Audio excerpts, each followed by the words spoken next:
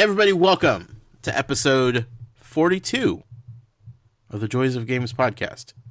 We're recording this on a extremely chilly Thursday night, December 15th, 2016. It's never going to get old. This is the week of Xbox. This week we're sponsored by Big Mike on Twitter at BigMike8109. He has his own podcast called Setting F Games. Talks a lot about Xbox games over there. You should go check it out. You can follow it on Twitter at Setting F Games. It's available on iTunes and everywhere else podcast services are able to download such podcasts. I am one of your hosts, Josh Brown. I am joined by a very chilly Colin Wheeler. Oh man, it's really cold. So cold. It is super cold. You walked around the zoo tonight. Yeah, I did. That's weird.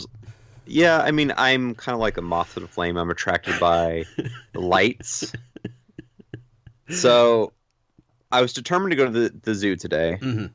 So, they have the what's called zoo lights, and basically they deck the whole zoo out with just like millions and millions of lights all over the place, right? Yeah, they deck the halls. They deck the halls. Uh-huh. Yeah. I don't know what the other line is. I can't remember. But there's something about holly. Bells of Holly? Sure. Yep. That's it. I don't know if that is actually it, but What's it sounds the good. Bells of Holly?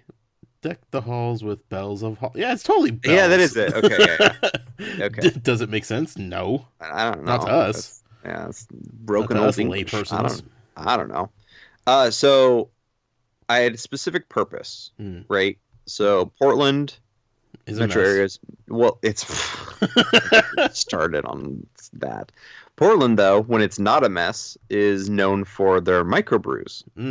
And there was various mess. You need to get drunk to figure out how to navigate the city. I'm not really. I don't drink to get drunk like a lot of people do, and that's why I don't.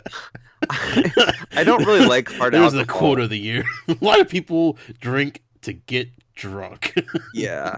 I don't drink hard alcohol because I think the flavor of hard alcohol is gross. You're not drinking right. Okay, stop drinking the bottom shelf stuff, Colin. I'm not. Like I have bought in like if nice you can't pronounce the name of it, you're probably drinking bad hard alcohol. Well, it's also expensive. Well, yeah, that's true. But I do like a very nice beer from time to time, and I like. I thought you were about to say Corona for some reason. No, I have to watch all the Fast and Furious movies to be drinking Corona. Family, man, it's all about family.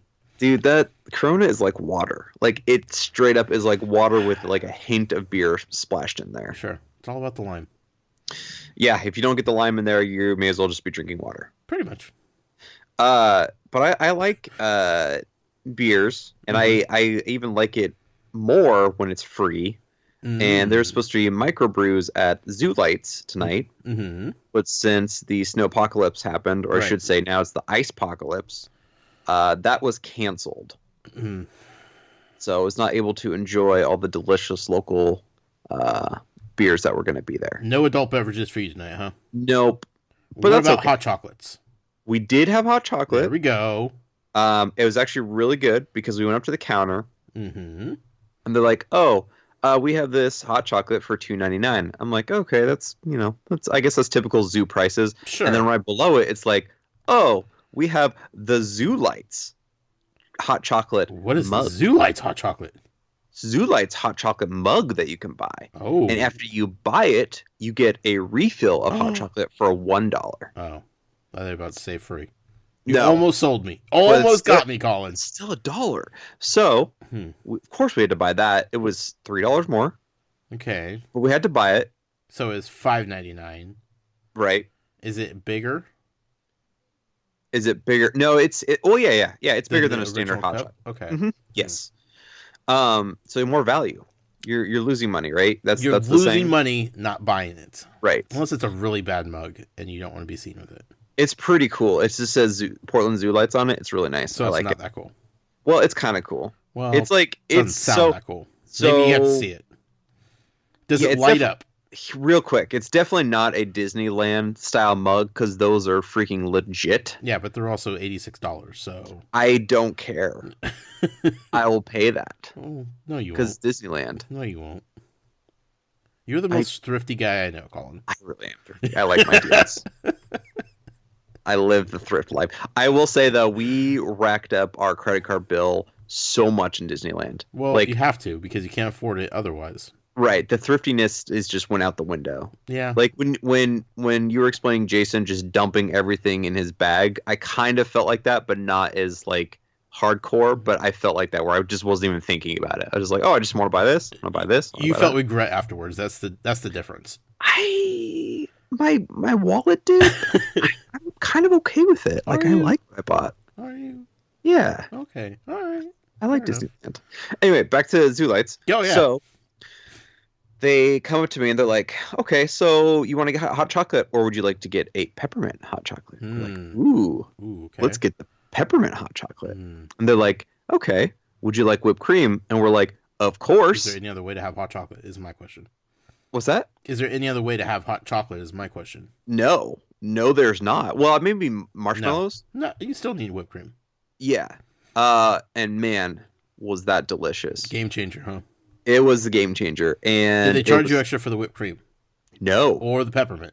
No. Mm. They had two different brews going. They had one that had peppermint, and they had one that was just the straight up hot chocolate. They're making up for not giving you free beer. Yeah, I would say so. So we drank that, walked away, went down to. There's like a little, there's a giant elephant exhibit, and inside there's like a building you can sit down and look at the elephants because it's really cold outside, so the elephants aren't outside. I appreciate that. Yeah, it was really cool. And then after that, we drank hot chocolate really fast, and then I immediately went back to get a refill. Sure, because it was that good. We got to.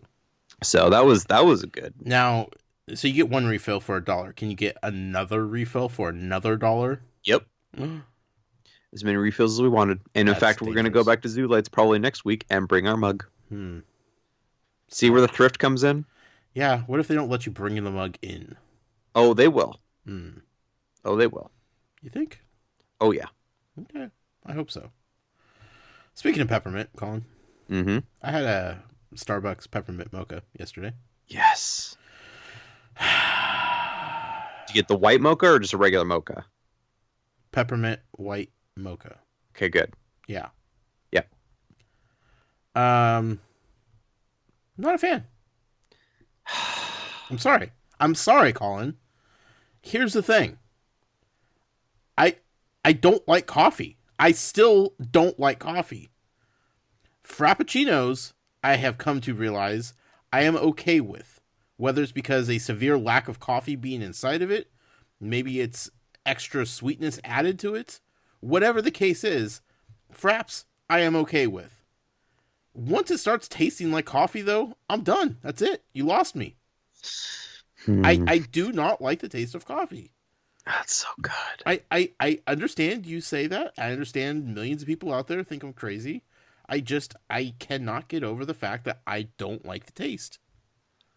And at this point, I feel like I've given it enough tries. I feel like I have gave it the old college effort here, and it's just not working.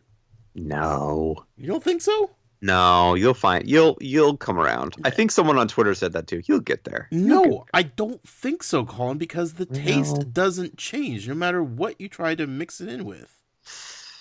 I think you'll get there. I think you'll be fine. It's baby steps. Okay, so here's the thing. When I was a teenager, why do you feel like it's important for me to start liking coffee? Because energy drinks are real bad for you, so you should switch to coffee drinking. But I don't like it. I mean, at that point, I might as well just start drinking water, right? Oh, yeah, do that. Drink more water. I mean, I drink a lot of water, but... Oh, that's good. Yeah. I think you're on the right path, then. That alone will get you to stop bugging me about coffee? No. Okay. But so. For now... Water's good for you. Everybody out there, drink more water. Hydrate yourself. What is it? It's like 60% of all headaches are caused from dehydration. So drink more water. I tell Val that all the time, but she doesn't listen to me. Well, it's okay. My wife doesn't listen to me either, so. It's a wife thing. Yeah. I wouldn't know. I'm not married. Never have been. Well. But, you know.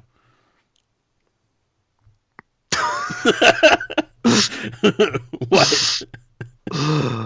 Why'd that stop you dead in your tracks? I also wanted to.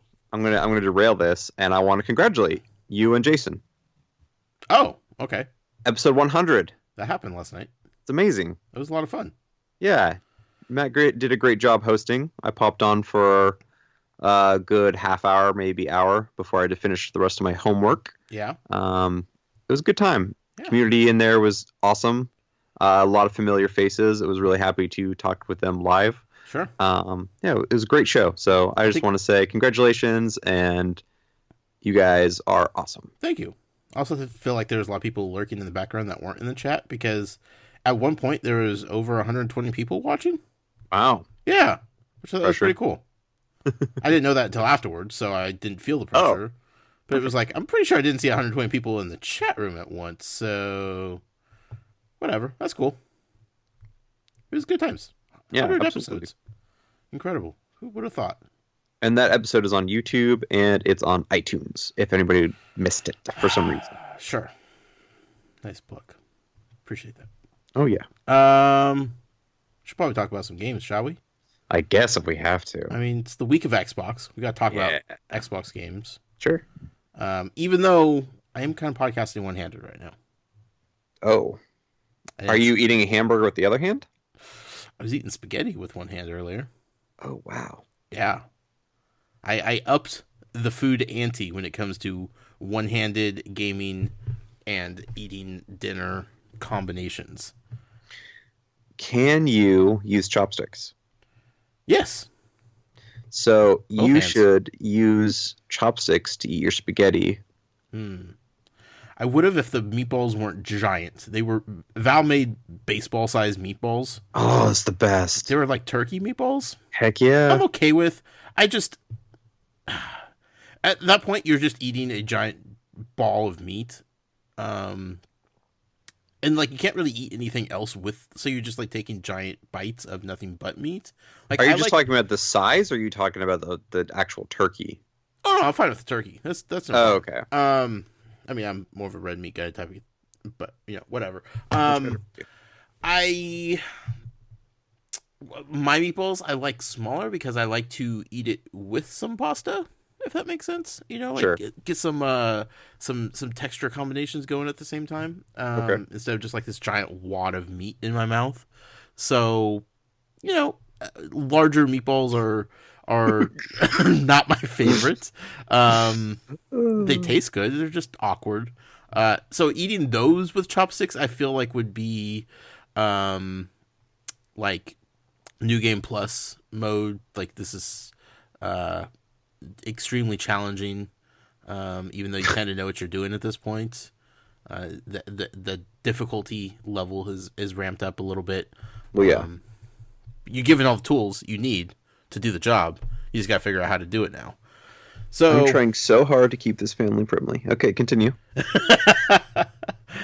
podcasting one-handed. You know, a little game came out today. I don't know if you heard about it. It's called Pokemon Go. Pokemon Go. Mm-hmm. Catching all the Sand Hat Pikachus. Did you see my tweet? No. By the way? No. So I've been playing Pokemon Go pretty often lately. Like anytime I ever. You were very anti Pokemon Go to begin with. Yeah. Well, it was. You didn't really get into it until PAX. Yeah. Yeah. It's like pure pressure, basically. That's what it was. No, but I got you were really actually into... in a place where you could actually see Pokemon. That's true. Yeah. So the winter update happened, and I'm so determined to get the Pikachu with the Santa hat, and I really wanted Togepi and Pichu because I really like them. Sure. And I've been playing for days and days, and trying to get them. Yeah. So I let Hayden play for 5 minutes today. Sure. First thing he does is he hatches one of the eggs. There's a Pichu inside. Nice. 2 minutes later, he's like, "Look what I caught! I caught a Pikachu. It was a Santa hat." And then a minute after that, he's like, "Look, I got another one." I'm like, "What in the heck?" Was this at the zoo? No, this was at Costco. Oh, wow. It's so random. So your son's happy. better than you at video games, is what you're saying. I mean, he's surpassed me a long time ago, so. God, that sucks when it happens, doesn't it? It's weird. You know it's going to happen with every kid, but you're just like, I don't want it to ever happen. And then it does, and you're just sad. Like, that's when your life just gradually starts going downhill, Colin. Yeah. I'm still better at shooters than him. Well, wait till he passes you on that. That's true. That's going to happen very soon. Like the next time you guys like play like competitive Halo against each other and he just wrecks you, you're just like, I'm done. I'm never playing this again. Thanks. Like, I've only been playing this for 20 years, but okay, cool. He just picks it up. He's like, whoa, what's this game? Oh, I'm pretty good at it. Like, you're not good at it, Dad. Have you ever played? You ever Halo'd before? Son, let me tell you a little game called Halo Reach. The best Halo game. Well, Halo 1 is still the best. Well, I mean... Halo Reach is up there. That's wrong. For sure. But... It's not wrong. I mean, between Halo Reach and ODST, it's a toss-up. I understand that. ODST's pretty good, too. My favorite part about Rogue One coming out this weekend, which I'm surprised you're recording this podcast and not seeing that. Oh, I have a story to tell you about that. Oh, okay. Do tell. So, the day the tickets went on sale, I woke up at 6 a.m. Okay. Which, like I normally do. I normally wake up at that time. Okay. I look at my phone. I'm like, oh, Rogue One tickets are out. I'm going to buy my tickets online because I know they're going to sell out. Sure. I pull up the opening show. Sold out. I'm like, okay. Well, there's another opening show in 3D. I don't want to see it in 3D, but it's opening show. Yeah. I look at that. Sold out. Are you surprised that they still do 3D movies at this point? I feel like we've already passed that. I don't get it. I mean, the thing about it is like if people are still going to see them, and they're paying extra money because they can't find a regular showing of it. Yeah, nobody's sitting there being like, I gotta see this in 3D. It's just like, okay, fine, if this is the only available showing. Yeah, theaters want them to do that because they get more revenue. So, but okay, so then there's one more showing, which is in the RPX, which is like their version of the fancy theater. It has like a 4K projector, really nice recliners, really great sound system. Sure. But it's also in 3D, and I'm like, ugh. Gross. And too much. So I take a look, and what's available is like a 7-10 split of seats in the front row. So there's 2 seats on the opposite sides of the rows that's available. I'm like, well, Thursday's a wash. So then I go to Friday. Friday, basically the same situation. The 3D show had some seats at the very front row, which I'm not going to see a movie in the very front row, especially Star Wars. I'm not going to be able to see what's going on. Right. So I'm like, okay, I'll look into Saturday. So finally I found a show at like 5:15 with some decent seats. So I'm going to go see it on Saturday at 5:15. Okay. But I was honestly surprised because The Force Awakens did not sell out that nearly as fast. Well, because nobody trusted it.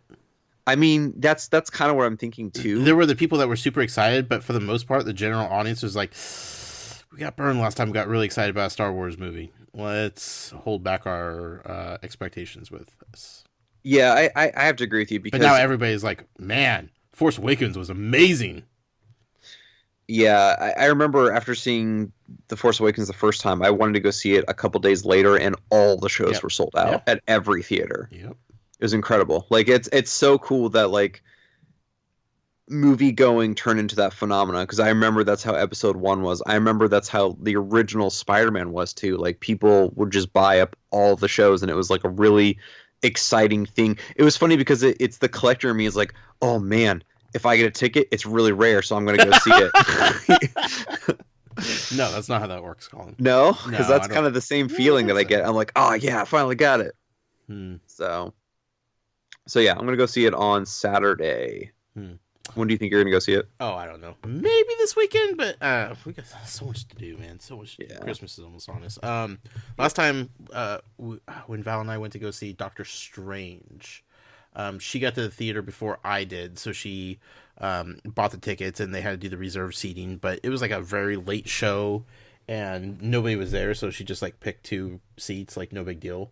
And we got to the theater, like it was almost empty, so we're just like, whatever, just sit here, because who cares about reserved seating, you know?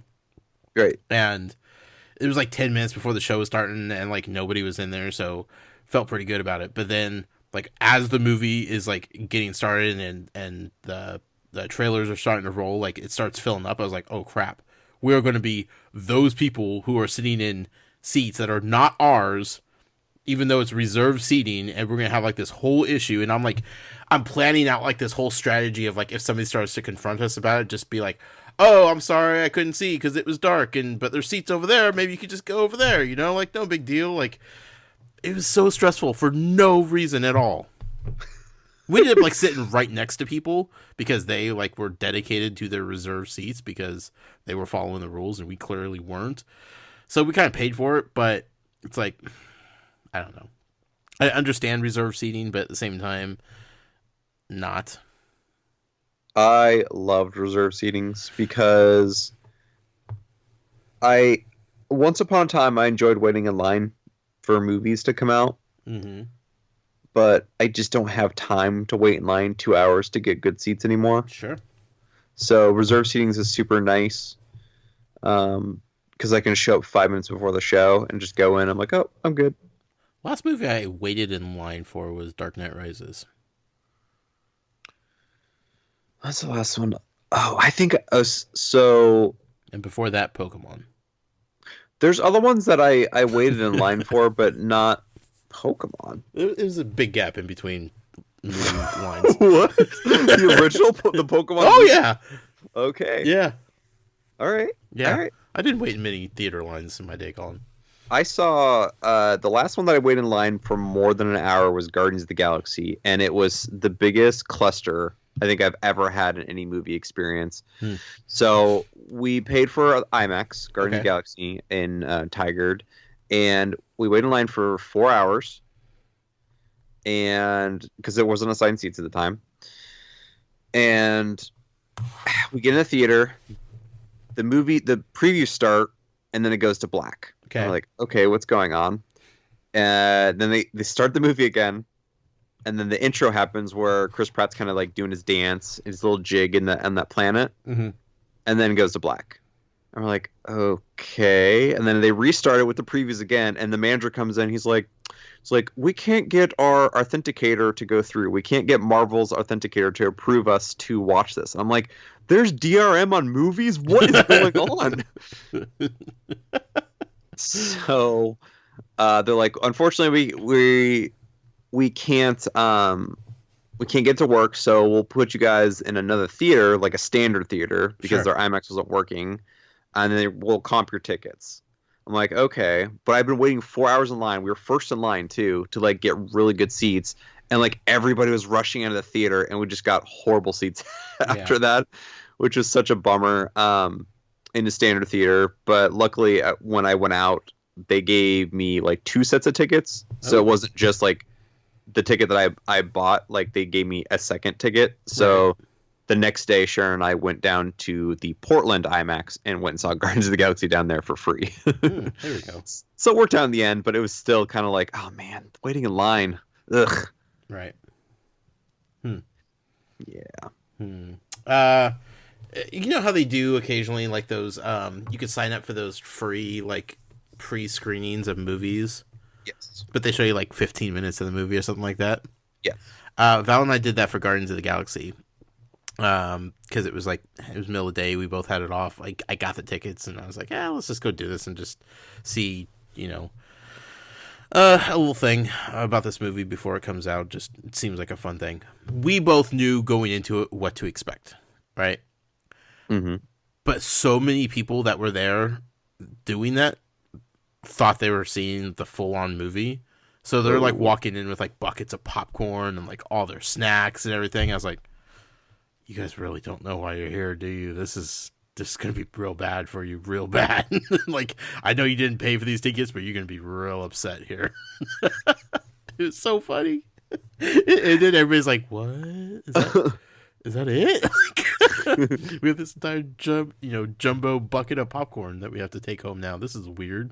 That was like $24 to buy. Yeah. Well, they figured they could splurge since they got the tickets for free. Right. Like that. Yeah, whoops. Whoops, indeed. Maybe you should read. Just saying. Yeah. Let's talk about video games, Colin. I guess. Oh, I know where I was going with Rogue One. Oh. I was excited about Rogue One coming out this week. Well, yeah. You know why?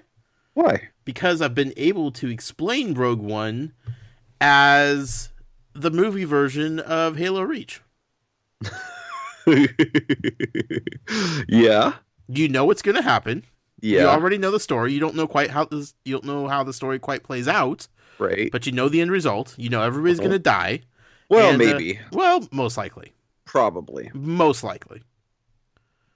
But like, you go in knowing that like this is part of the story that you're already familiar with, but you know, you're just going to go watch basically mass suicide. So that's cool. Yeah.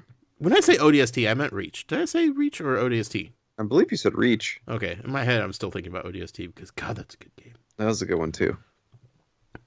Some would say one of the best Halos. I would say that. No, it's not the best Halo. Maybe. But One would say that. You're the one. Could say that. Joys of Games podcast. Let's talk about Xbox. Yeah. I mean, we already kind of are. I mean, we just segued into Halo. That's Xbox. Right. For now. Let's go back in the day, Colin. Yeah. Let's talk about a game. Wow, how did we do this? We actually segued into something that actually makes sense. I forgot what game we were talking about until I just looked at the show notes.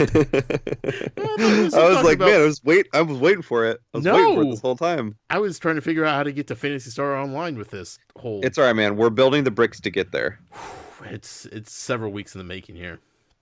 We're actually going to be building the bricks, as one would say, for a game back in the day that was popular, hit on the Xbox 360? Xbox. Original Xbox? Was it really original Xbox? Oh, yeah. Okay, I'll take your word for it. Yep. Lego Star Wars.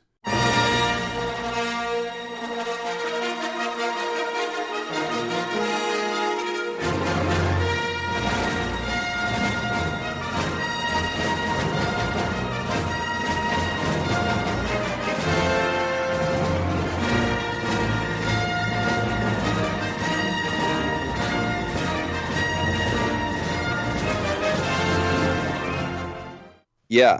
Lego Star Wars. What a weird thing at the time, right? So now we have a bunch of Lego games from, Jurassic Park to the various titles in Lego Dimensions, but Lego Star Wars was the first. And it was the weirdest thing. So I used to read, I don't know which gaming magazine it was. I think it was Game Informer. And they would do like April Fool's issues where they would have really silly made up games like Kingdom Hearts and the Mushroom Kingdom, or I don't know, just the dumbest weirdest things you can happen. And for some reason in my mind, Lego Star Wars was in that issue, but it wasn't in the April Fool's section. Okay. But in my mind, I thought it was this is another April Fool's thing because that's ridiculous. Yeah. Lego Star Wars. Was this the first Lego game? No, not the first. There was a bunch of Lego games on the PC before, but this was the first licensed Lego game, from my understanding. Okay. And I think Star Wars was Star Wars the first license that Lego got as well. Probably, because shortly after that, Indiana Jones. Maybe. I'm not sure. I'll do some crack research here while you talk about Lego Star Wars. But yeah, so when they announced it, I was like, "That's the most ridiculous thing I've ever heard of." How they even make a game once I found out it was real? Right. How would they even make a game about that? Yeah. How do you make a game about Lego? That's crazy. Yeah, and Lego Star Wars for that matter. Sure. So I watched the trailer. It took 16 years to download back then, but finally, the gameplay trailer showed up, and it looked really funny. They showed it basically the first Lego Star Wars was episode 1 through 3. So it was really the pantomiming they had before the voices was really funny. They would reenact all the different scenes with these little Lego guys mumbling at each other, and just has the slapstick humor built in as well. But I didn't realize how satisfying the gameplay was going to be, because the first time I picked up the controller and played it, being Qui-Gon Jinn or Obi-Wan in little Lego form and just slicing and dicing like 100 battle droids for some reason was like the most satisfying thing I've gotten from a Star Wars game before. Right. Because it felt like you were doing something. Like there was a response to the action. Yeah, and it was like, it wasn't really, it's not a deep combat system or anything, but for some reason it's just so fun. Breaking stuff feels good in video games. Yeah, that's what it is. It's just breaking. Like if a limp body just falls over, like it's no big deal. But like when stuff like explodes and falls apart, like there is a certain feeling of power that comes with that. Yeah. And then like not only did the gameplay feel good, but it also had like really cool puzzles in there. And then, like, I liked the idea of swapping between characters to solve different puzzles, as well as like the co-op factor where two people can play at once was also really cool. Right. And it's Star Wars. Like it was really cool to have to play through, like, the whole original prequel trilogy. Not original prequel. That sounds weird. The prequel trilogy.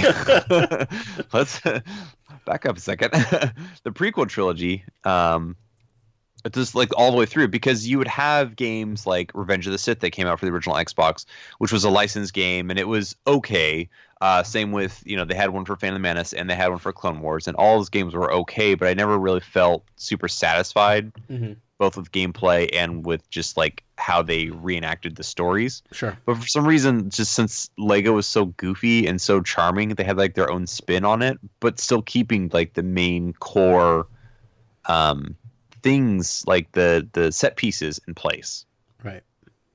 And then after you beat the game, there's a huge amount of replayability. Yes.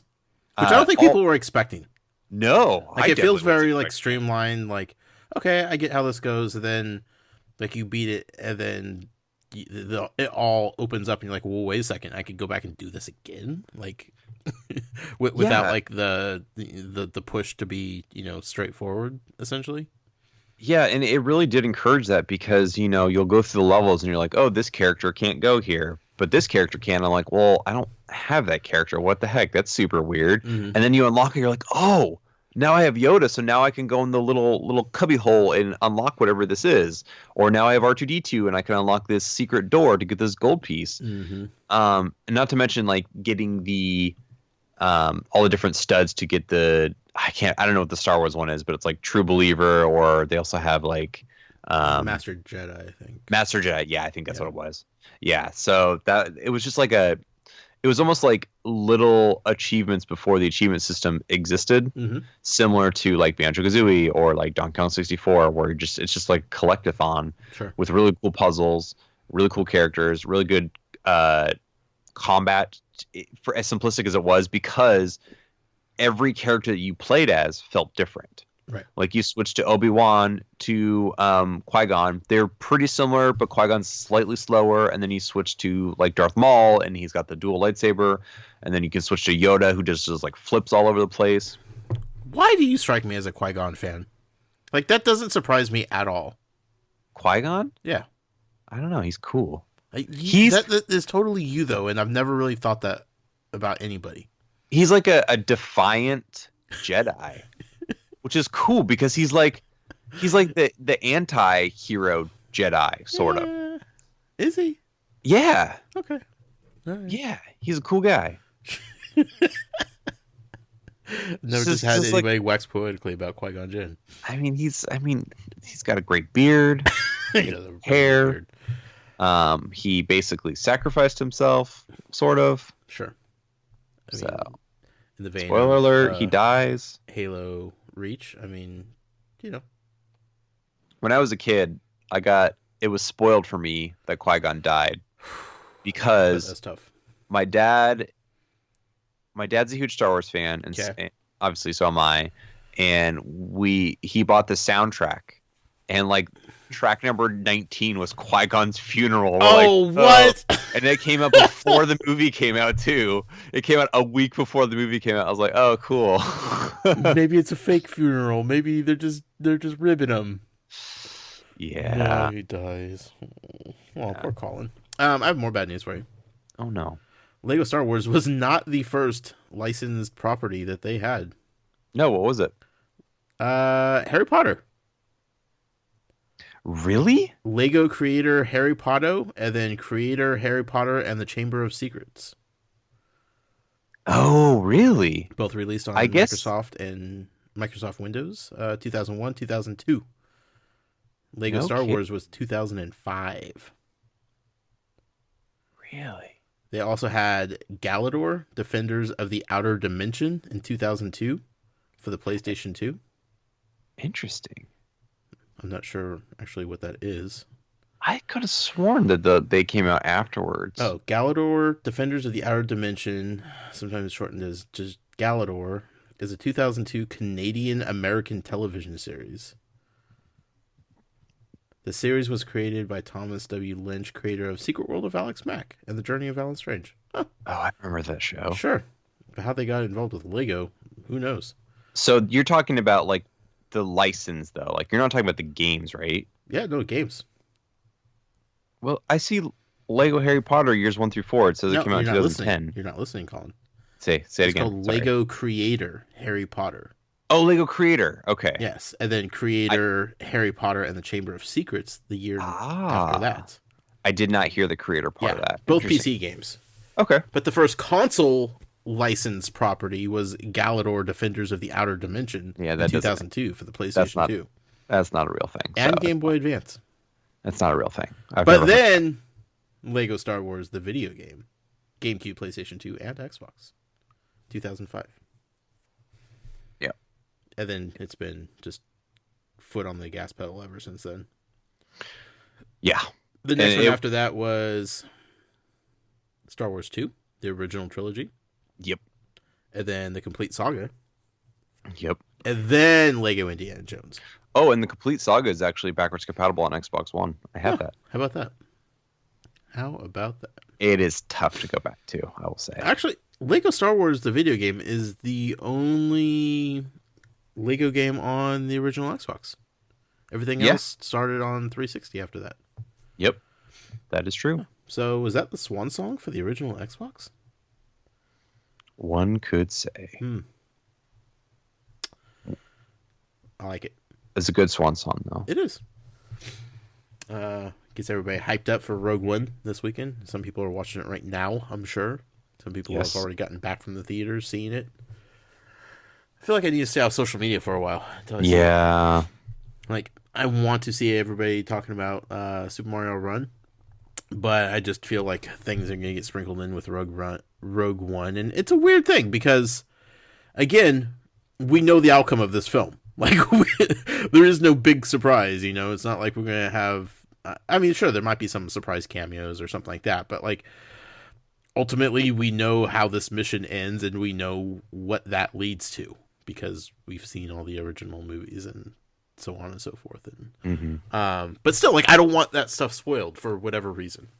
Yeah, I 100% agree with you. So, anyway, Lego Star Wars, the video game. Original Xbox, 2005. Traveler's Tales.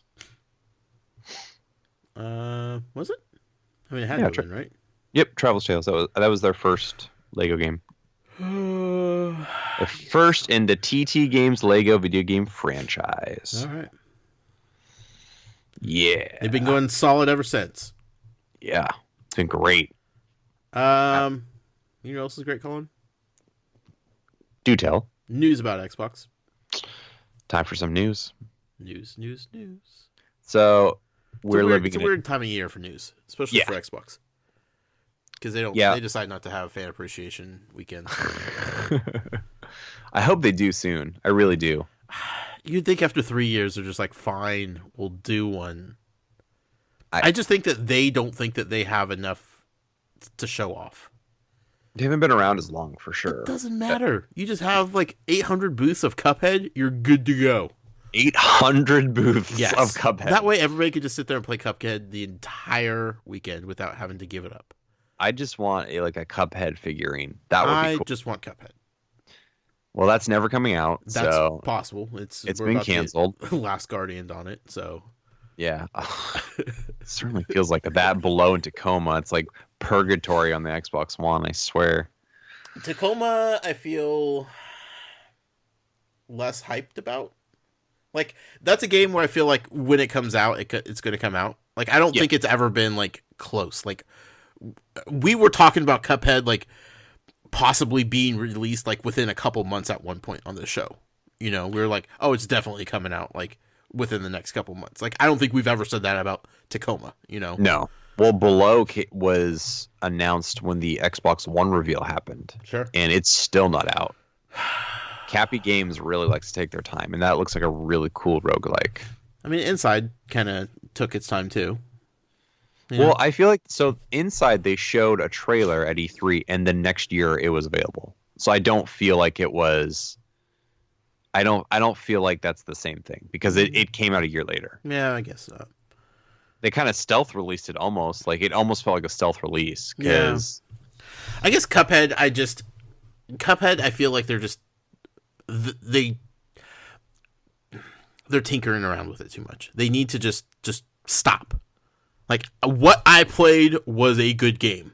Yeah. Like, it might not have been as deep as they wanted it to be, but I feel like the price point could have expressed what the game was efficiently enough without getting people bummed out, because it played so good. The controls were so tight and everything looked phenomenal. The music was good. The graphics were good. Like, everything worked well. And it frightens me that it went back into development, and like, I feel like they're just touching it too much, you know? So here's the thing, I'm a pretty informed person when it comes to games. I legitimately thought Cuphead was basically Metal Slug. It wasn't until like 2 reveals later that it was just basically a series of boss battles. Yeah, it's just boss rush, one after another. But I don't feel like the trailers and the communication really conveyed that. So I think a lot of people were expecting the same thing I was expecting. And that's when they're like, oh, crap, we got to add all this stuff, which I feel like is... But they could have done damage control and been like, no, this is the game. And like, yeah, you play these giant boss levels that, like, beating one boss literally took 20 to 25 minutes. So my opinion on that is I agree with you. I think instead of like... And this, they may have wanted to just add it, and Microsoft's like, here's some more money, go make the full vision that you wanted. Maybe they really wanted that a part of their vision. But to me, my thing is like, do what Yacht Club Games is doing. Yeah. Release your game. It's going to review well. Yeah. And then just release a bunch of free DLC to make your vision complete. Yeah. I mean, and then you can do a physical release after that. If Yacht Club waited 3 years to put out Shovel Knight and had like all these different like versions of the game within it with all the different nights and ways to play it, like, it would still be a fantastic game. But the fact that they put out the game, it was fun. It wasn't the longest of games, but it played so perfectly and it was so well done. And then like a year later, they're like, hey, you want a free DLC that basically you play the whole game over as somebody else and everything's completely different and how you control and the levels and everything. And people are like, yeah, sure, of course we want to play more of this. And they're like, hey, you want some more of that? Because we're going to do it again. Like, it's the perfect way to keep people... Who would have thought we're still talking about Shovel Knight? You know, going into 2017. Yeah. Like, that is still a hot property from a little downloadable indie title that happened to have an amiibo attached to it that is just like, it's still just so good because they're just like, we just want to keep adding to it. Like, this is it's so weird too, because like I feel like at this point we would have Shovel Knight 2 coming out. Like, they would release Shovel Knight 2. Any other company would have done it by now. When they showed the latest expansion, I was like, oh, here we go, Shovel Knight 2, finally. Yeah. Like, and then they're like, nope, here's another Shovel Knight. I'm like, okay, sure, yeah. You guys want money for this? Like, I feel bad just playing. Are you guys getting paid over there? I'm starting to question how this is. It's the game that keeps on giving. But like, Cuphead could have easily done that. They're like, hey, you want another world with 3 additional boss levels in it? Sure. Okay, cool. Let's do that. But I just worry that they're just tinkering with it and they're trying to change too much and they're trying to and it's not going to feel like it did before because they're over mixing the dough. Yeah, we'll see. I'm always optimistic. Yeah, no, I just want it. That's all. I know. I'm kind of glad they're going radio silent, and I'm glad they didn't show it at D3 because it needs to go away until it's done. Yeah. So. Anyway. Yep. So, I got some weird Xbox news for you. Sure. Not the normal stuff. Well, is there really ever normal Xbox news? I mean, gaming news in general is super weird, so I wouldn't say wouldn't just peg Xbox in a corner. The whole industry. Mario coming out on iPhone is pretty freaking weird. So, so Microsoft is doing an update to the Xbox One that's going to increase download speeds. So if you have 100 meg download speeds, you will get an 80% increase in download. Not bad. If you have, yeah, it's pretty good. I mean, it's not 100%, but it's serviceable. And if you have, I believe it's 40 meg and or if it's 50 meg, you will see a 40% increase. Okay. And then it varies from there. My problem What about dial-up? 56K. Well, dial-up, you are not going to be able to play this generation of games unless you get a Wii U, perhaps. Ooh, about that. Yeah. So you're saying if I have dial-up modem and I go to the store, the brick and mortars, and I buy a game, and I put the disc in, and then it says you need to download all this content because this is day one and you don't have the actual copy of the real game, I'm not going to be able to play that game. That's correct. What if I open the case and it's just a code to download the game? Well, you're going to need something to wipe your tears with, and that code will do it for you. Can you return those? No. Boy, oh boy. What a strange time we live in. Better update my 56K modem here quick. So here's the thing. Yeah. About Xbox One and Microsoft has been super consumer friendly. This is a gripe, a minor gripe that, mind you, that I've had with both systems, especially my PlayStation 4, because the download speeds are horrendous on PS4. Sure. Usually it gives me about a 3-day window of like, this will be done next week sometime. It's so bad. And the Xbox One has typically been a little bit faster, but like the fact that they're even making it that much faster, I can get into games faster is really, really good news. Real trick though with PS4 is apparently if you put it in, what's it called, sleep mode, it'll download faster that way. But so they're increasing Xbox One download speeds. That update, I believe, is going to be live soon. So yeah, free update. Yeah, free update, obviously. Yeah. Well, don't say obviously. Obviously. You never know with these companies. Yeah, no, it's definitely that's a free update. So that'll be good. I like better download speeds. Well, yeah, absolutely.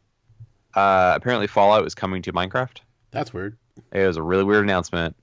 I was trying to think back of like all the other weird Minecraft skins they've done, and I guess they have done a Skyrim skin pack and world, so I guess it's not that far off that they would do Fallout, but Fallout's just a lot more, I guess, violent. Yeah, a little bit more adult. Yeah. They did the Halo one, and that one's really cool. Sure.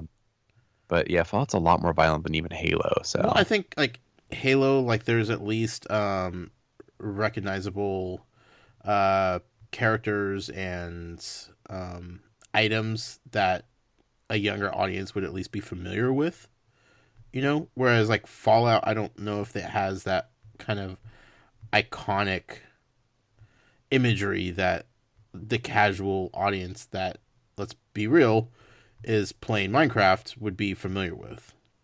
Well, I think so. Minecraft, I wouldn't say is just a casual game. I think Minecraft can be both.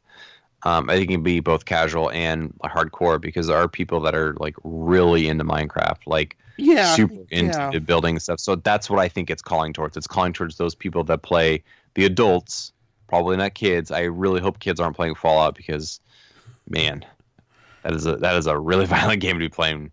Also, let's be real. I mean, it doesn't take much to, add content into No. Microsoft or Minecraft. Yeah, no, Minecraft has had. I feel like there's an update every single week Yeah. with different properties and stuff, which is it's cool because it's like it's microtransactions that have no effect on gameplay. It's just skin stuff. Yeah, pretty much. So, That nobody ever gets mad about. yeah, I've bought a couple myself. So I bought the Shocking. Star Wars pack and I think the Banjo Zoo Kazooie pack one. probably. The Zoo pack. I'm sure there's a zoo pack. I'm sure. Okay. Yeah, I'm not going to challenge you on that. No, not at all. So yeah, I'm not sure when it's being released, but I know they announced it. Usually when they announce it, it comes out within the week. I was going to ask you, did you pick up Minecraft for Wii U, like the Super Mario Minecraft? No. I feel like if Minecraft comes out for the Switch, I'm going to buy it on there. I've given Minecraft enough opportunities to where I know that if I played it for an hour, I could have fun. But anything past that, I just don't have the patience to build expansive things. So when I play Minecraft, I'm always just starting over from scratch, and I'll go through the first day-night cycle of crap. I need to build a quick little shelter so I don't get killed my first night. Then the next day I gotta start slowly crafting some things and start getting a house together. And once I have a suitable structure, that's maybe 8 blocks wide by 8 blocks long and has a nice little roof and everything, I feel complete. I'm okay, I won the game. I didn't die. I made it this far, and now my Minecraft guy is just gonna live happily during the days and hide during the night, and this is just the repeated cycle from here on out forever and the rest of my life. So then I'll go back to it and I'll start completely over because I didn't do anything super accomplishing to keep that going. So I've tried Minecraft. I get it. It's just I don't have the patience for it to keep building on. I didn't think I was going to get sucked into the game as much as I did. Mm-hmm. And there were several instances where I just became obsessive compulsive about building a specific building just made out of dirt. I had to get all the dirt and make a giant dirt building. And then once I started getting better resources, I was like, okay, I got to replace all the dirt with the stone. And it was one of those things that I was playing for 5 hours straight and didn't even realize it. And it's that melancholy, I shouldn't say melancholy, that really calm music that just kind of sucks you in. Yep. And doesn't let go. So it was one of the things that I played. It's the 360 version when it came out. I played a crap ton. Sure. And I totally get it. It's still an amazing game. I got some trophies on my PS4 and I felt pretty good about that and moved on. What's a trophy? It's a superior thing to what some people would call achievements. Nah. Yeah. What's funny is when I was watching your live stream, you had mentioned platinum trophy, and I said, "What's a platinum trophy?" And someone seriously answered, they're like, "Oh, it's when you get all the trophies in PlayStation, and then you get the platinum trophy." I'm like, "Oh, well, what's a PlayStation?" Colin, you troll. I know. I felt kind of bad. I was like, a platinum trophy is the equivalent of getting all achievements in an Xbox game, except there's a special bonus at the end for doing so, because PlayStation loves you. My thing about it is for you and I, who play a lot of games, yeah, I think the Xbox makes more sense because we get the achievement, we get the gamer score versus the bronze and gold trophies. They're worth nothing. No, and that's what I get mostly is that stuff. Because gold and silver and bronze are actually worth things. Points are worth nothing. Points are arbitrary. No, points are great. Colin. Yeah, they definitely matter. Colin, let's talk about Tap the Mayo. Let's not. Oh, real quick. Yeah. So I forgot about Michael O'Driscoll Yep. on Twitter Uh-huh. started fighting me Oh. about saying that Tap the Mayo was a better purchase than the McChicken. Oh. And we debated for a little while. Sure. And wait, which you were on team Tap the Mayo? yeah, well, on the podcast, I said, well, there's a lot worse you could spend your dollar on, like a McChicken. Okay. And he was not having it. He was like, "How dare you, sir? How dare you?" He's team McChicken, huh? Team McChicken. And honestly, yeah, he convinced me. Really? I'm on Team McChicken as well now. Over Tap the Mayo, huh? Yep. I think you're forgetting about the chicken sandwich from Wendy's. That's also $1. That's far superior to the McChicken. Well, we're not talking about that. That's another variable that's being thrown in. All loosey goosey. Yeah. Yeah. You say that, but you haven't actually played Tap the Mayo. It's true. I haven't. So I asked him when he said that. Basically, he said it's the best of both worlds. It has all the mayo you would ever need in your life. Mm-hmm. Who would want to tap the mayo when you can eat it? And I said, okay, let me ask you something. Are you satisfied with eating just one? Because you can't just eat one McChicken. You got to get two. Sure. Like, otherwise, it's just not the food. Right. And he says, you may have me there, but that's a microtransaction I'm willing to make. All for the sake of restoring my depleted hunger. And no matter how many times you tap the mayo, you'll never restore hunger. Here's the thing, though, Colin. You're talking about just, getting just one McChicken. I mean, you got to give it to him. Tap the Mayo is also cross-buy, so you get a free version for your Vita if you buy it on the PlayStation 4. So you're basically getting 2 Tap the Mayos for the price of 1. I don't think you get that with the McChicken, my friend. Also, if you want to talk about best of both worlds, Tap the Mayo can be played with one hand. Did you know that? Colin. Is that the new fad of 2016? What's that? Playing games with one hand? Yeah. It must be. It must be the new thing. I'm sorry if my audio went weird. No, you're good. I think you sound better now. Okay, good. No, Tap the Mayo can be played with one hand, Colin. Which means you could eat a McChicken with the other hand. Oh shoot! So you can have best of both words. See? All you need is $2 and some love. $2 gets you one McChicken and 2 versions of Tap the Mayo. Boom. Man, we all win. We all win, Colin. We all win. What else is going on with Xbox? They're not making board games like Tap the Mayo.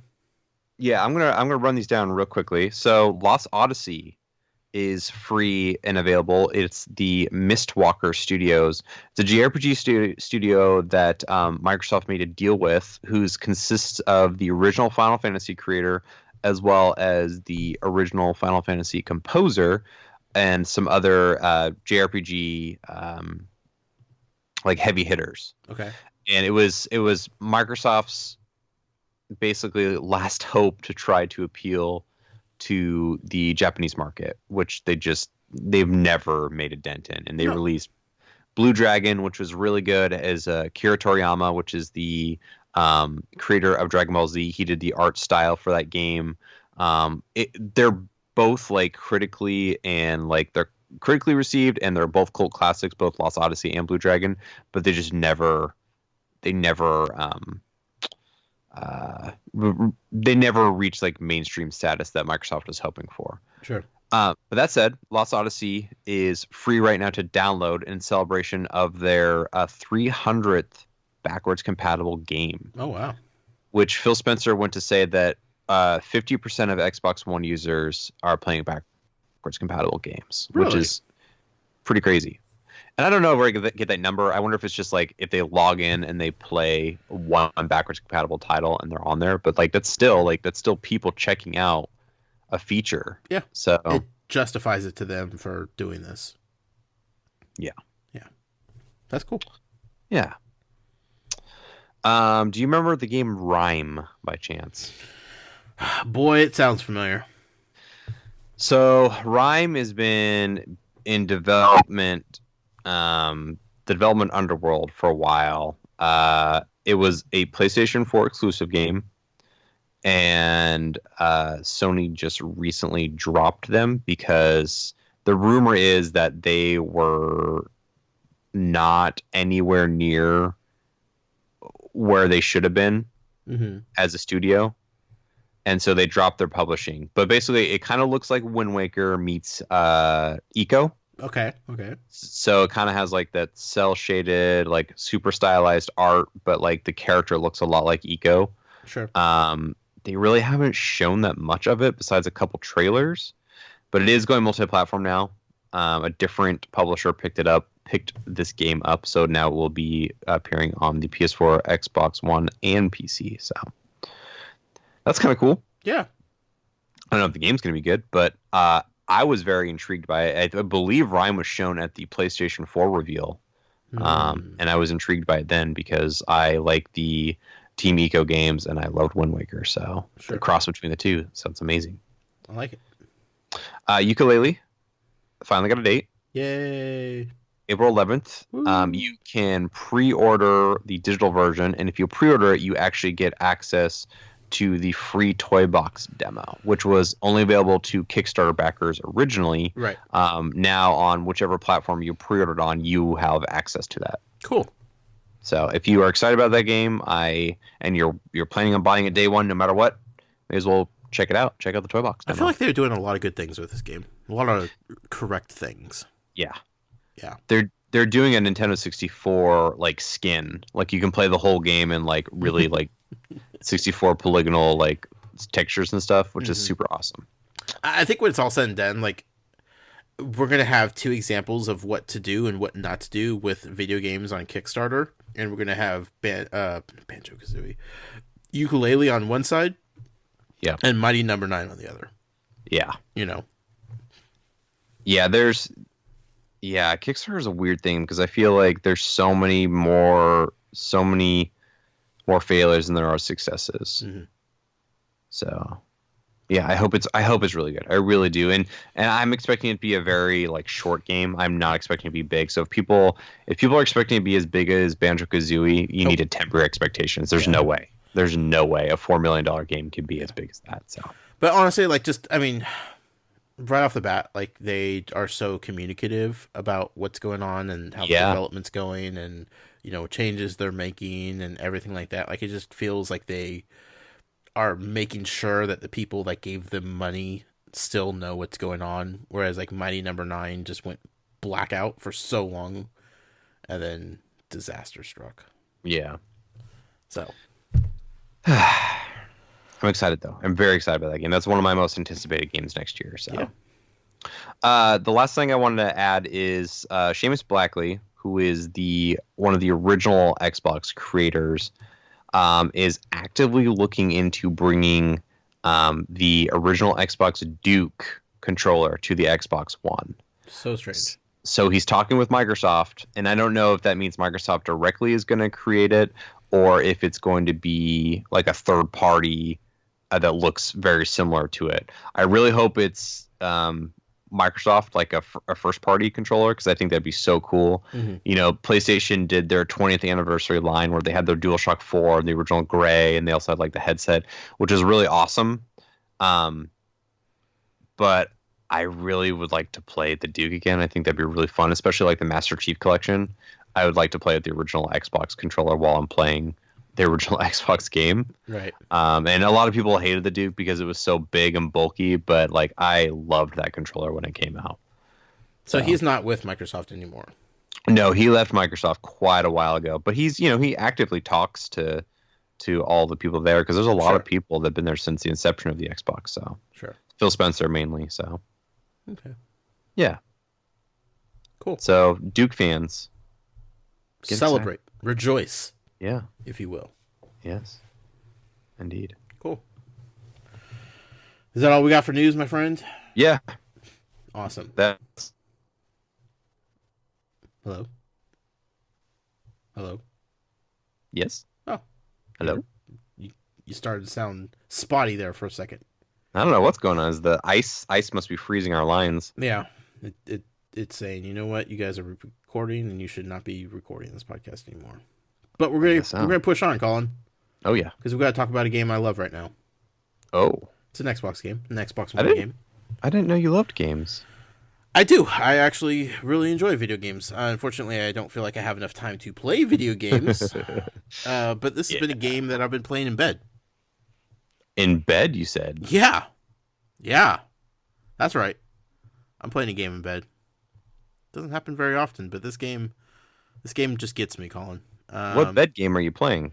You know, the old bedtime sleepy game called Dead Rising 4. I know that one. Yeah, I know the sleepy time, the whatever you said, bed game. Yep. Yeah, yeah. The perfect just before bed, play some Dead Rising 4 video game. Right. I mean, nothing says nice, restful sleep than slaughtering hundreds of thousands of zombies with various items found in a mall during Christmas time. I can't think of anything more peaceful, honestly. Peace on earth, goodwill towards men, Colin. Yeah, but not goodwill towards zombies, because those suckers deserve to die. Right. Yeah. There's no peace for that undead men. Wow, I really like this game. Yeah? Yeah. Now, I played this game at E3. Okay. So it's not like I went in completely blind. First of all, it's set with a Christmas theme. Now, the outbreak happens at Black Friday at this mall. You're back at Willamette, the town of the first Dead Rising game. Okay. They have since rebuilt the mall. They have created the world's largest mall in memorial to the mall that fell during the first Dead Rising game. That's so funny. Which is fantastic. Yeah, that's awesome. So the outbreak happens during Black Friday, because obviously that's when it's going to happen.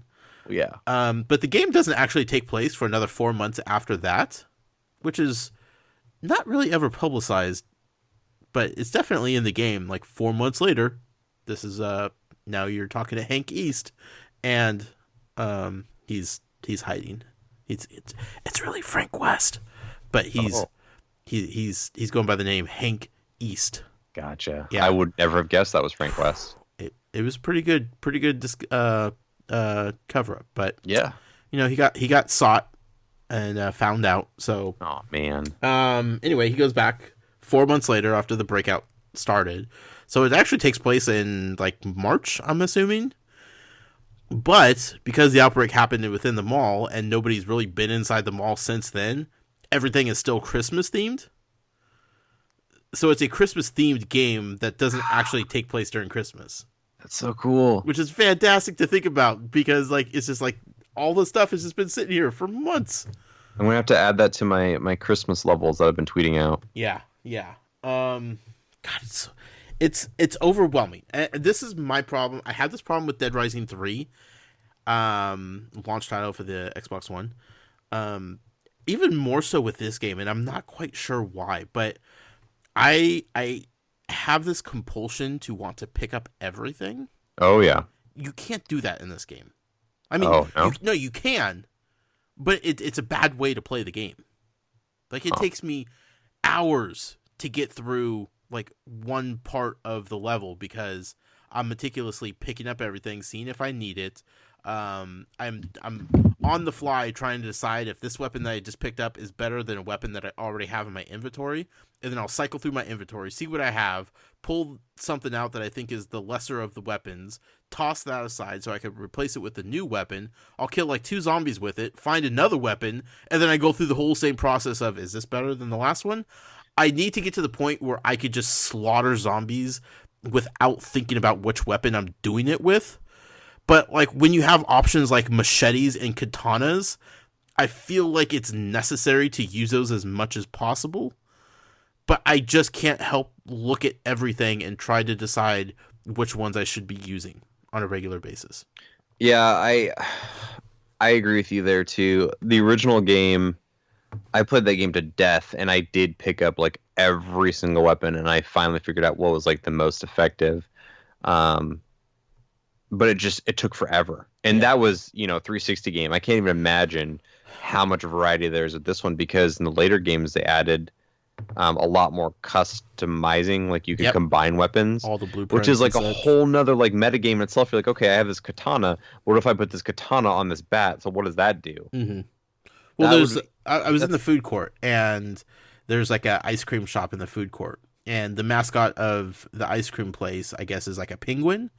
So in the back, you could find the head to the costume of the penguin that some employee would walk around the mall dressed as this, mascot penguin for this ice cream place, right?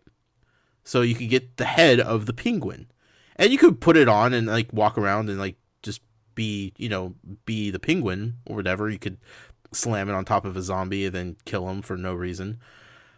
But then if you find the blueprint to make that into a weapon, you find some liquid nitrogen, combine that with the penguin head, and all of a sudden you have this contraption that's sitting on your head, and you're just spitting out these balls of ice that instantly freeze zombies, and then you just bash them a couple times with anything else, and they just shatter into 1,000 pieces. And it's like, this is the coolest thing ever, but I'm taking up a valuable slot in my inventory for this stupid penguin head, But it's so cool. Sounds amazing. God, there's so many things to kill zombies with, Colin.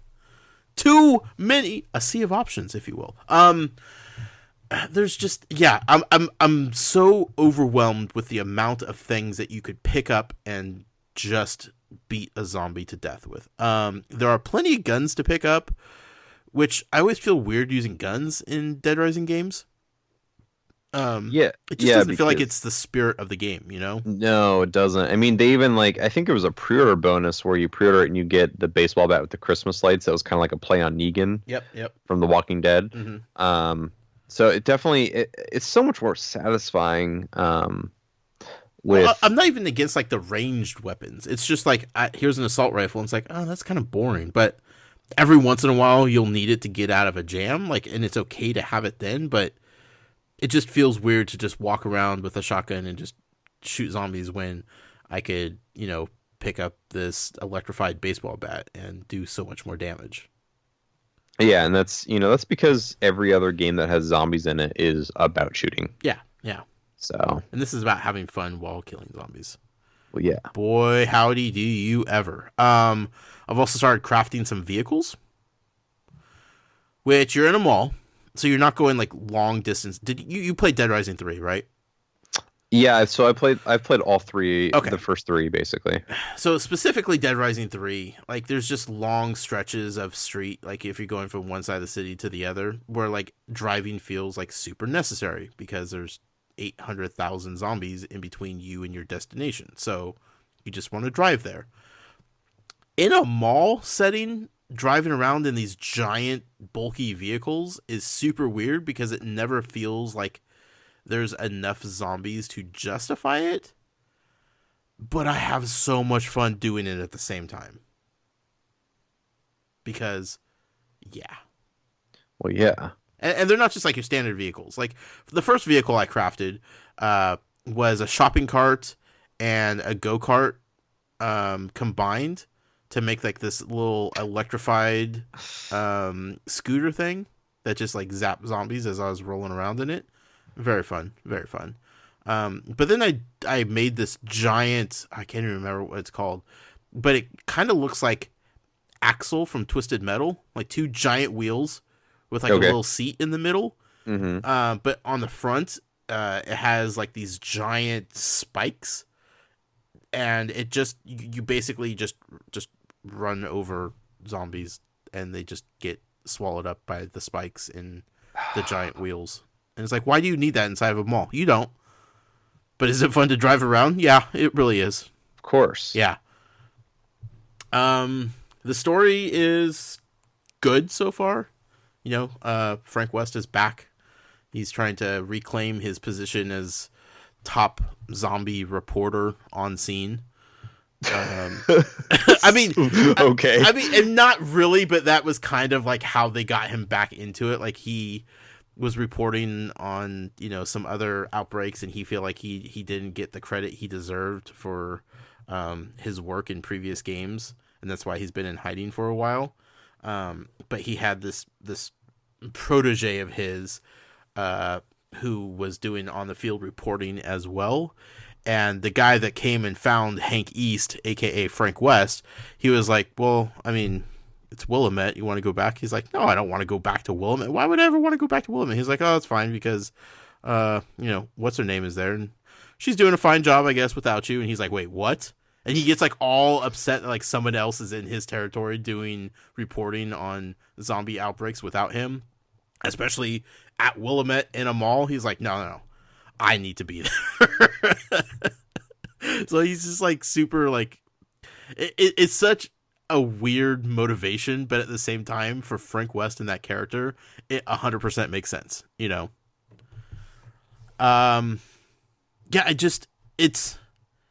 it's senseless, mindless fun, and that's what it comes down to. I could lay in bed, and just slaughter zombies for an hour.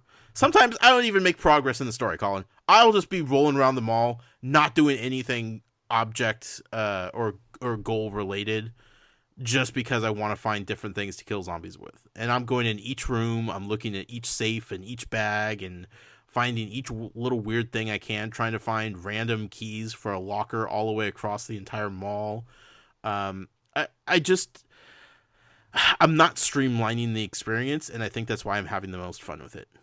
Because I just jump in there and I'm like, okay, here is 763 zombies directly in front of me.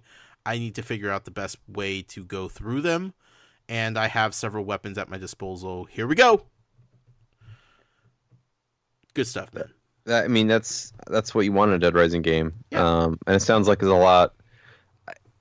It's weird because Dead Rising 3, when you look at the trailers and you look at the footage, it definitely looks a little darker and more gritty. Mm-hmm. But as you play it, it's still just as dumb and, Yep. and goofy. Absolutely. But I feel like Dead Rising 4 has been just showing it as dumb and goofy, and also just sounds dumb and goofy in the best possible way. They don't try to cover up the fact that it's dumb and goofy. I was running around in underwear, hiking boots, and a chef's hat. Oh yeah. Oh wait, no reason. Is that you in person or are you in the game? Well, I was trying to imitate real life through the art. Yeah. Right. I think I nailed it. Yeah, I think so too. Yeah. That's usually what you're wearing when I come over, so. Well, I mean, that's the best way to cook. You don't want to get grease and stains on your clothes, so less clothing the better. Absolutely. Yeah, but you gotta support your feet. You gotta support the arches. Well, yeah, otherwise you're gonna blow out your back. Yeah, And the chef's hat is super important. That's how you know you're a chef. Well, plus, if not, you're just a weird guy in underwear cooking food. Yeah, obviously, you have to identify as such. You need that identifier, Colin. Yeah. Anyway, Dead Rising 4. It's dumb, it's stupid, and it's a lot of fun, and that's mostly what I want from video games. Sure, great stories are fantastic, but if I'm laying in bed not really wanting to think about anything, it's the perfect game to figure out how to construct a candy cane and mistletoe and a giant broadsword into a fun, decorative, holiday-themed weapon. What more can you want? I can't think of anything. Sounds perfect. Yes. Highly recommend it. If you're a fan of any of the Dead Rising games, this is probably the easiest one to get into. Probably the easiest game to play. Like, there's no difficulty settings. It's just like one setting for all. Super hard to die because there is food and beverages all over that mall, Colin. Everywhere you look, there's food. It's the counterpoint to Dark Souls. It is 100% the opposite of Dark Souls, yes. Yep. Yeah. And that's a good thing. Anyway. That's it. It sounds fun. What about the future, Colin? I know, look, next couple of weeks, there's probably not many games coming out. Yeah. There really isn't. And honestly, by the time we podcast again, we'll probably be talking about these titles again. Sure. But sure, just to kind of get your mind going. There are free games that to talk about, so we'll get to those. Yeah, there's some free stuff for sure.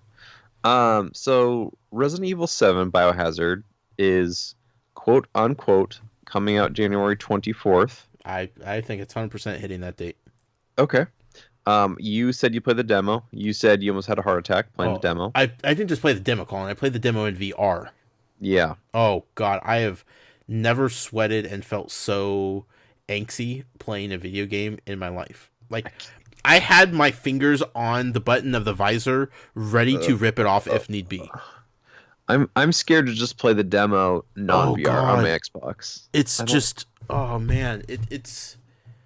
I don't know how they managed to make the perfect mood and atmosphere in a game like Resident Evil, but they have pulled it off so perfectly. I do not understand how it's so good, but it is your worst. Okay. PT was creepy, right? Oh, I couldn't even watch streams of PT. But it gradually got creepy, and it was filled with the jump scares. Yeah. This is just like, I'm looking at this floorboard that's partially pulled up. There is nothing frightening about this. But at the same time, I am petrified to take another step because I don't know. Like, everything about the location that they have created for this game is horrifying in the most mentally abusing way possible because it's mostly 90% in your head. Ugh. Like, you're preparing for the worst, and the worst doesn't really happen that often, but you know it could at any point. That actually sounds kind of more like, going back to PT, it kind of sounds like the old Silent Hill games, because the audio in the Silent Hill games is really what made it creepy. Like, it wasn't even like the creatures were super weird and weird stuff happened in that game, but like the atmosphere that the audio created is what like really just psyched you out like big time. Mm-hmm. Yeah. So, do you see the collector's edition of this game? Yeah. That's pretty cool. It's the mansion that you play in. I think it's a GameStop exclusive. It's like $180, but man, it's up there with some really cool collector's editions I've ever seen. I just never want to see a physical representation of this house, though. Every single day. Like the original mansion from the original Resident Evil game, like there was nothing frightening about that. Right? Other than the monsters that inhabited it. This, everything is the most scariest thing ever. And I'm not even sure there's monsters in it, to be honest with you. I am interested to see how the full game is going to be. Yeah. And especially, like, I want to hear your take in VR, like, if you're able to even withstand being in VR. Yeah, I mean, I forgot I was in VR. Like, I sometimes when I'm in VR, I brace myself for, like, a motion sickness or anything like that. But it's just, like, everything is just in your face. And you're in this world and you have headphones on and... Oh, God. I'm getting the chills just thinking about it. Oof. Creepy. Yeah. Another game that's coming out, this is even further, is Halo Wars 2. Now, the reason why I want to add this on here, it is coming out in February, but... Because Halo Wars is the 8th best Halo's game in the series? Yes, it's right after Lego Halo. So, Minecraft Halo. If you pre-order the digital deluxe edition of Halo Wars 2, which is I think $80, you will actually get a digital copy of Halo Wars Definitive Edition on PC, or actually I think it's PC and Xbox One because it's the cross play. It's a play anywhere game. So I believe you will get that on both systems. Pre-ordering digital games, man. What a world we live in. Yeah, I don't do it that often. Usually I do it when, like, as soon as the pre-download is available is when I will, like, buy it. Sure. But otherwise, I wait. Because there are, like, I've heard horror stories of people pre-ordering games like, I don't know, The Last Guardian, and it being canceled on the PS3, and they can't get their money back, so then they have to call Sony being like, hey, this game is canceled, and I pre-ordered it years and years and years ago. And they're like, well, yeah, we see the funds here. Well, let's send you a check. It'll take you like 4 to 8 weeks to get to you. Mm-hmm. Like that just sounds like a nightmare to me. Yeah. Yep. I agree. So, but yeah, if you're into the Halo Wars series, I like the first one. The Halo Wars was cool because I never played a campaign co-op RTS before. And it was the first one I ever had played, and it was really fun. And the story was great, and the cutscenes were amazing. The gameplay was quite good too. So Cool. yeah, Excellent. that's pretty much it for the future. Like, there's not a whole lot that we know of No. that's happening right now. This is the time of year where everybody just buckles down and plays all the new games that they have gotten recently, Which is a good thing. because now there's time for it. Yep. Yeah. Speaking of getting games that you have time for, Mm-hmm. or don't have time for in our cases, there's some free games. That's true. God, no time. So the free games on Xbox One is we have Sleeping Dogs Definitive Edition, which is kind of like a GTA. I wouldn't say clone, but it's kind of like GTA. It's open world. Is it based in? I can't remember. Is it based in China, or does it just have a Chinese protagonist? Ooh, I do not. I thought it was a Chinatown in an American city, but I could be completely wrong with that. Okay. I'll do crack research here while you continue talking.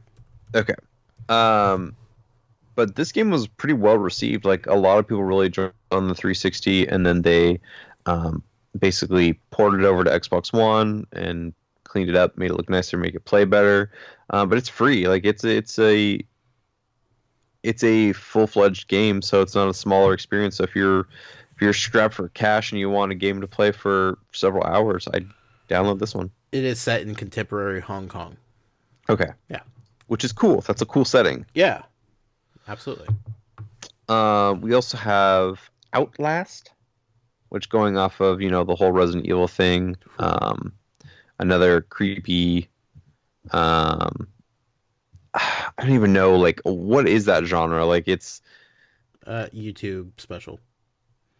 kind of, yeah, like it was kind of like the Slenderman games, where it's like it's a survival horror game, but it's in first person, but it's kind of also, It's just meant to scare you beyond. yeah, it kind of like reminds me of and be Gone fun for Home. people to watch. Gone Home, but like really scary. Yeah. So If Gone Home was fun to stream, that's what it would be. yeah.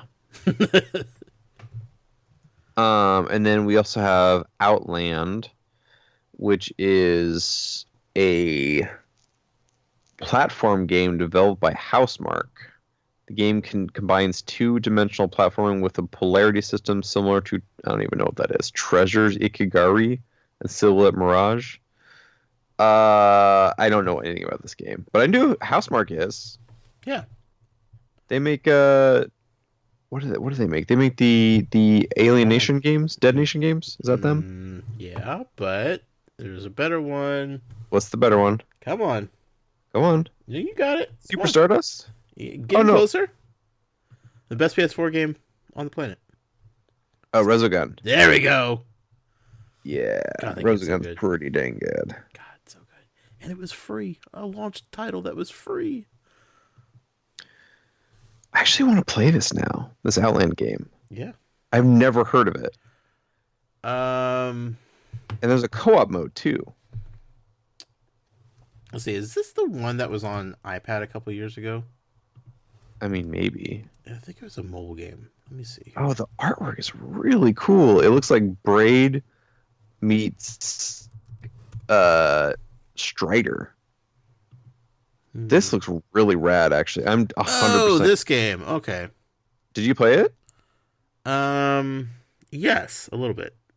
Did you like it? I don't remember. Okay, I think it was a free game on PS Plus a while ago. gotcha. At one point. It's a really cool looking. Yeah. Definitely gonna check that out. And the last one I'm excited about. The last one is Burnout Paradise. Ooh. One of the best racing games ever made. The crashes alone make it worth the download. That's true. Mm-hmm. Unless you're on Comcast and you have to be careful about how much you download per month. Ugh, don't even start on that. Colin, we Ugh. almost hit our cap last month. It was the most stressful 2 days of my life. Well, it's like people that are like on Twitter, I see them like, oh, I got a PS4 Pro, I'm transferring all this stuff, or I got an Xbox One Slim, I'm transferring all this stuff, Like that's a or I'm month worth of re-downloading all data. my stuff, and I'm like, you are going to go through your entire month in one day. Well, it got to the point where we were so close to going over where I was like, okay, we're not using Wi-Fi on our phones. Like, we're not going to do it. And then I was like, oh, crap, then we're just using data on our phones. Yeah, and we're, either like, way, you're screwed. It was like the lesser of two evils, and it was the worst, most stressful thing. I don't even... How are they getting away with this? How could they limit how much internet you get per month? Yeah, I don't know. Kind of world. This is 2016, Colin. Yeah. We got games to dislike. Wait, no, that's not right. No, we have games to enjoy, Colin. That's right. That's right. That's better. darn tootin'. That's better. Darn tootin'. That's a show, my friend. Yeah. That's a solid week of Xbox. Big thank you to our show sponsor, Big Mike. You can find him on Twitter at BigMike8109. He's a host of a podcast called Said Enough Games. It's 3 words, Said Enough Games. You can follow them on Twitter at Said Enough Games. Simple enough. Go over to iTunes, Google Play Store, Stitcher, probably Nintendo MySpace. eShop, MySpace, Flickster, Tumblr, Snapchat. Not Snapchat. No Snapchat. No, because there's too many. No, there's a new website called No Snapchat. No Snapchat. It's the website I created. It's where it's dedicated to people that don't download Snapchat. But it's like there's one like of the number 2 one people. apps in the world, Colin. There's like 3 people. It's like you and me and some guy from I have from Snapchat. Tennessee. Oh, I just don't use it, but I felt obligated to have it. I'm gonna have to remove you from the From crew. No Snap. Yeah, you can't come from No Snapchat. You gotta get out. Oh God, I just got exiled from No Snap. It's all right. This other guy is fine. Keeps showing me a stamp collection. I'm like, I don't, okay, it's nice. I don't know. Well, I mean, if you don't have Snapchat, what else are you doing, Colin? Showing off stamp collections. Yeah, That's your fault. To do. You asked for this life. Kind of. Colin, where can people find you at? They can find me on Twitter at PDX_geek. And now that I'm on winter break, I'll be playing some games this couple weeks. You say that. Yep, I do say that. I challenge you. I love to say things like this, but I really do. I really think I am going to play some games. I'm really dedicated to playing Mario Run for the next 2 weeks. So maybe we'll see. Nothing else. But yeah, you can, if you go on Twitter, you can check out my gamer tag. Had me. Yeah, do that. I will. No, not you. Them. No, I was talking about the guy in Tennessee. He's going to do it. Perfect. I'm talking for him. No Snap Dan. Well, it's Daniel. He doesn't like to be called Dan. Sorry. God, so millennial of me. Seriously. You can find me on Twitter at The Noise with a Y. Follow the show. Colin's been doing an amazing job on Twitter the last couple days at Joys of Games. You can email us, joysofgames@gmail.com. Everything's hosted over our website, toysforgames.com. And if you'd like to support us, like our good friend Big Mike on Twitter at BigMike8109 at Setting Enough Games, you could do so as well over on Patreon, patreon.com/toysforgames. Colin, next week is, I almost said Xbox, PlayStation, the week that we break down the intricacies that is Tap the Mayo. It's going to be a fun show. Oh, man. I'm going to talk all about my Platinum Trophy for Tap and Mayo. All right. It's going to be fantastic. Explain how you did it. We may have a special guest next week. Oh, cool. Throwing that out there. And other than that, we're going to have one more show before Christmas because we love you guys so much. And we want to talk about video games because there's a lot of video games to talk about. Yes. And we have more than we could play at this point. So we're going to try to manage it somehow and have some fun with it. So until next week, Colin and the rest of you, go out there, stay safe. If you have bad weather like us, maybe just stay indoors, play some games, enjoy them. Good night. Good night.